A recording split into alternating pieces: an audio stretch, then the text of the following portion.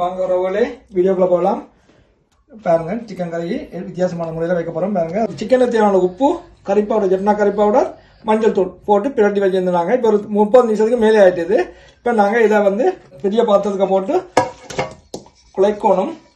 பாருங்க ஒரு வித்தியாசமான முறையில், ஆனால் குயிக்காக சமைக்கக்கூடிய முறையில் சிக்கன் கறி இலகுவான முறையில் சமையல் தெரியாதவர் கூட சமைக்கலாம். இந்த முறை பாருங்க ஈஸி தான். இப்போ நான் இதோட என்னென்ன சேர்க்க போறேன்னா, சின்ன வெங்காயம் 2 கத்திரிக்காய் எடுத்துறோம். இப்படி ரவுண்டா வட்டி இருக்கிறேன். ஒரு கரண்ட் இந்த மாதிரி துண்டா பீஸா வெட்டுங்கோ. லீக்ஸ் ஒரு பெரிய லீக்ஸ் எடுத்து இந்த கிரீன் இருக்கக்கூடியதான் நல்லா இருக்கும். பாருங்க அப்படித்தான் பார்த்து வேணுங்க கடையில் வேண்டிக்கல. அதுவும் கொஞ்சம் பெரிய பீஸா வெட்டி இருக்கிறோம். 2 தக்காளி பழம், ஒரு உருளைக்கிழங்கு பெரிய கிழங்கு எடுத்துருக்கிறேன். அதோட பீன்ஸ் கொஞ்சமா பீன்ஸ் எடுத்துருக்கிறேன்.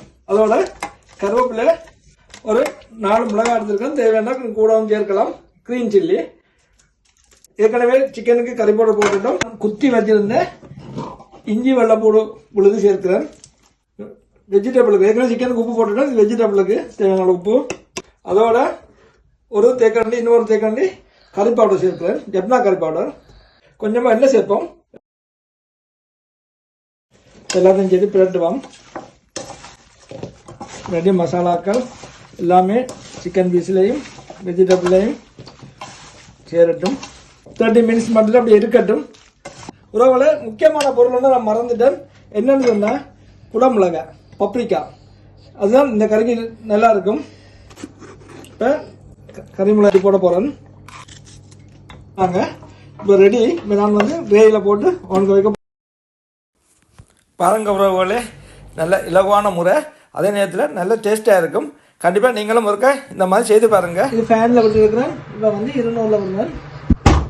1 மணி நேரம் விட்டால் பிடிக்கும் நினைக்கிறேன். நாங்கள் எதுக்கும் இடைக்கிற திறந்து பார்த்து பிரட்டி விடணும். சந்திரா 1/2 மணி நேரத்துக்கு மேலே ஆகிட்டு ஒரு பிரட்டி விடுவோம்.